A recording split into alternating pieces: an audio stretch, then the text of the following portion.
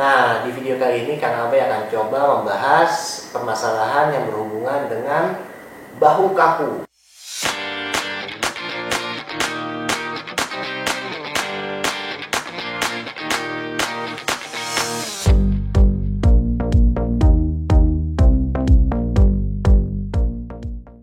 Banyak banget kasus-kasus dari pasien-pasien yang datang yang berhubungan dengan bahu, baik itu bahu kaku, nyeri di bagian belikat. Sebenarnya banyak ya permasalahan, contohnya di bagian belikat. Nah ya, di bagian belikat itu teman-teman ya di sekitar sini teman-teman.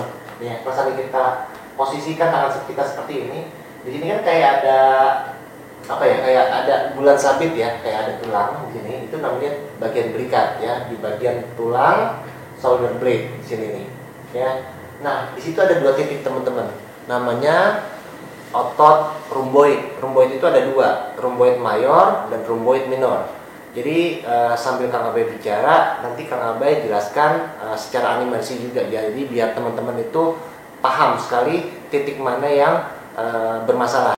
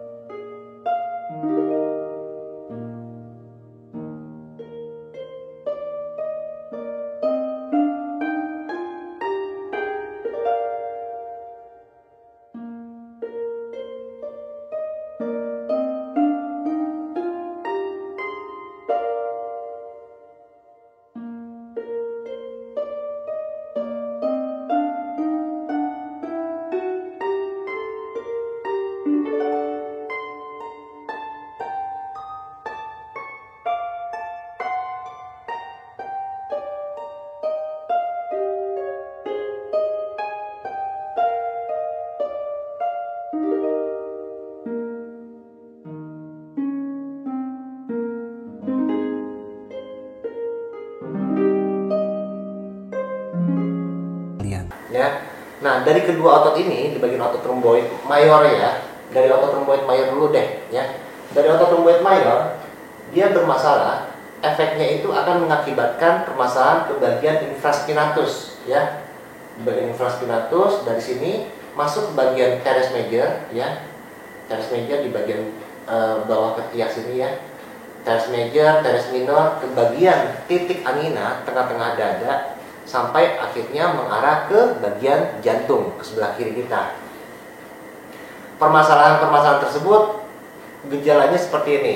Teman-teman pada saat ya baik itu lagi melakukan aktivitas ataupun lagi berdiam diri, kadang-kadang kalau tadi kita narik nafas dalam-dalam, reaksinya itu akan mengakibatkan kayak ada yang menekan di bagian belikat sini ya, di bagian belakang, tapi bisa kategori itu nembus ke bagian dada. Nah, kalau seandainya itu udah terjadi, itu bisa karena faktor ketegangan otot di bagian otot rhomboid, ya, rhomboid mayor. Bisa juga kategori darahnya mengental. Nah, kalau darah mengental itu biasa diistilahkan sebagai yang namanya iskemik. Terjadilah penyumbatan pembuluh darah. Nah, kebetulan yang bermasalah di bagian titik otot rhomboid mayor di sini.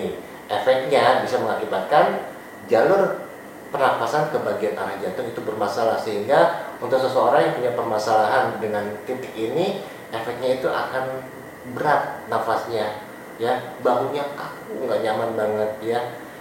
Itu bahaya kalau seandainya memang dibiarkan terus-terusan. Yang kata orang sih dibilangnya masuk angin, tapi nggak ada penyakit yang namanya masuk angin, teman-teman, ya.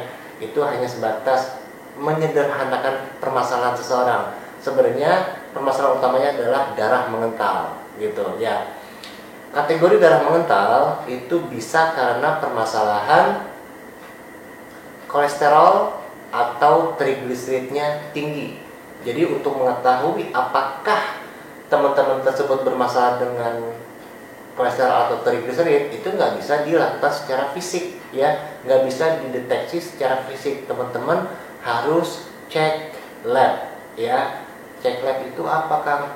Ya cek aja ke ke puskesmas yang ada laboratoriumnya, atau teman-teman bisa langsung datang ke laboratorium untuk pengecekan darah. Mahal nggak? Nggak mahal, ya. Anggaplah teman-teman udah coba cek kolesterol dan trigliserid. Kalau seandainya memang tinggi, udah dipastikan darahnya tersebut akan mengental dan efeknya akan mengakibatkan yang namanya iskemik. Nah, terjadinya penyumbatan pembuluh darah itu istilahnya iskemik, ya. Penyumbatan pembuluh darah itu akan menyerang ke bagian jantung maupun ke bagian otak. Tapi gejala awalnya pasti di bagian otot ini, ya. Di bagian otot romboid pasti akan bermasalah. Reaksinya nafas kalian sakit saat nafas, ya, di bagian belikat kayak ketusuk sampai nembus ke dada. Terkadang di bagian dada bawah sini, ya, di bagian otot-otot 100 di sekitar sini itu nyeri banget, ya, saat nafas dalam. Aduh, nyeri banget gitu. Nah, itu perlu diwaspadai. Kalau orang-orang tua dulu bilang katanya kena angin duduk, itu perlu diwaspadai, teman-teman. Nah, gejalanya itu terjadi bisa karena faktor makanan, ya. Makanan yang berhubungan dengan minyak, teman-teman sering makanan yang berhubungan dengan gorengan-gorengan, itu perlu dikurangi. Itu pun kalau seandainya memang terindikasi kolesterol teman-teman tinggi, ya, trigliserid teman-teman itu tinggi. Cuma untuk mengetahui itu, coba cek laboratorium terlebih dahulu, gitu teman-teman, ya. Kemudian kalau seandainya teman-teman udah coba cek lab, tapi ternyata kolesterolnya aman, oh di bawah 200 Kang, masih oke, ya. Coba trigliseridnya, oh di bawah 150, masih oke. Berarti permasalahan tersebut itu nggak berhubungan dengan pembuluh darah, ya. Kolesterolnya aman, trigliserid itu aman, berarti nggak ada hubungannya itu dengan pembuluh darah. Berarti apa yang menyebabkan? Penyebab utamanya berarti aktivitas kalian. Bekerja terlalu lama, ya, apalagi dengan posisi kita seperti ini, ya. Posisi kan kita kerja di depan komputer saat ini, ya. Terlalu lama itu bisa mengakibatkan efek ketegangan otot yang luar biasa. Nah, kalau sudah terjadi ketegangan, dibiarkan, itu bahaya. Dan terkadang kalau saat kita udah merasakan nggak nyaman, besokannya terulang lagi pekerjaan tersebut, ya, terus berhari-hari berulang lagi sampai menahun. Dan permasalahan otot kalau seandainya memang kalau dibiarkan, itu makin lama makin memburuk, ya, makin parah kalau nggak dirilis. Nah, di video kali ini Kang Abai sengaja membuat cara bagaimana kita bisa merilis permasalahan di bagian bahu yang sering kaku atau memang sudah menyebabkan efek nyeri, gitu, ya. Kemudian di bagian belikat juga itu nyeri banget, dan kemungkinan besar akan mengakibatkan permasalahan di bagian leher, ya. Kalau dalam bahasa kedokterannya dibilangnya frozen shoulder atau frozen neck, ya. Itu yang akan Kang Abai jelaskan di video kali ini, ya. Bukan bicara masalah materinya, bukan bicara masalah teorinya tadi udah. Sekarang kita masuk sesi latihannya agar kita bisa mempercepat proses pemulihan di bagian bahu, belikat maupun di bagian leher yang kaku atau sudah menyebabkan efek nyeri. Oke, kita masuk latihannya.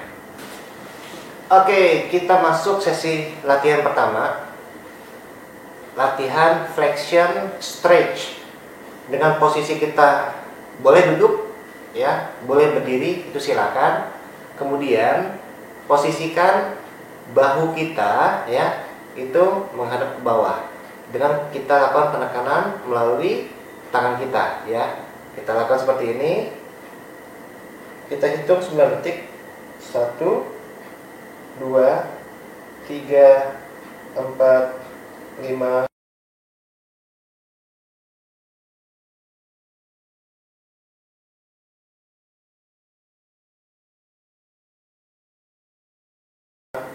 6 7, 8, 9, selesai. Atau teman-teman juga bisa melakukannya pada saat berbaring ya. Kita lihat tekniknya seperti apa. Baik, pindahin dulu. Posisikan teman-teman rebahan ya, tiduran. Dibikin senyaman mungkin ya. Dibikin senyaman mungkin. Kemudian kedua tangan ada di bagian belakang leher. Lalu kita tarik perlahan-lahan menghadap ke depan. 1, 2, 3, 4, 5, 6, 7, 8, 9, selesai. Kita lakukan yang sebelah kiri. Kita tekan seperti ini. 1, 2, 3, 4, 5.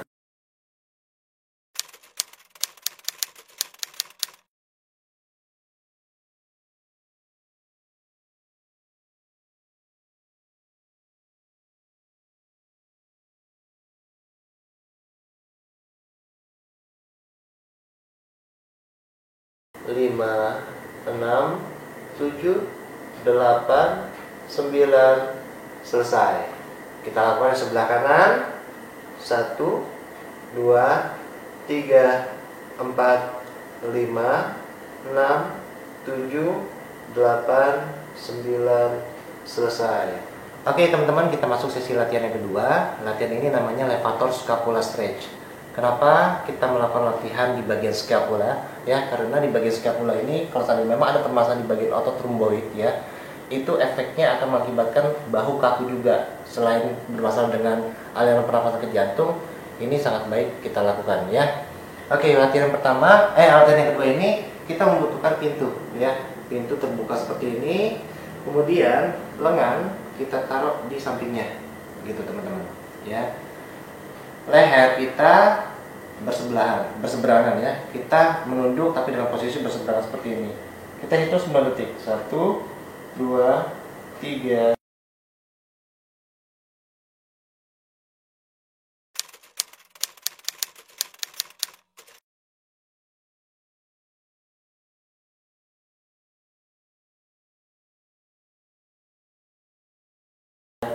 Empat, 5, 6, 7, 8, 9, selesai. Kalau tadi teman-teman yang di sebelah kanan juga bermasalah, teman-teman bisa lakukan. Jadi nggak usah pelit-pelit ya sama badan sendiri ya. Seperti ini. Kemudian leher kita tujukan ke samping. 1, 2, 3, 4, 5, 6, 7, 8, 9, selesai. Oke teman-teman, kita masuk latihan yang ketiga ya. Tadi hanya sebatas satu lengan aja. Sekarang kita menggunakan dua lengan ya. Ini namanya latihan corner stretch. Kita coba ya. Posisikan kedua tangan kita seperti ini ya teman-teman, ke samping ya. Lalu kita tekan ke depan badan kita. 1, 2, 3, 4, 5, 6, 7, 8, 9, selesai. Kita lihat posisi kanan dari belakang. Kedua tangan kita letakkan seperti ini ya. Terus badan kita menjauh ke depan. Kita hitung 1, 2, 3, 4, 5, 6, 7, 8, 9, selesai.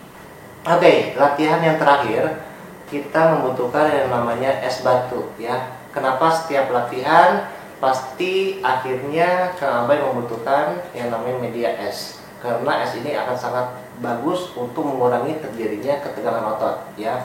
Kalau memang berhubungan dengan otot ataupun nyeri sendi, es batu adalah salah satu media terbaik menurut Kang Abai ya. Jadi es batu ini bisa dengan media kompres, bisa dengan media kita gosok-gosok langsung ke bagian otot yang bermasalah.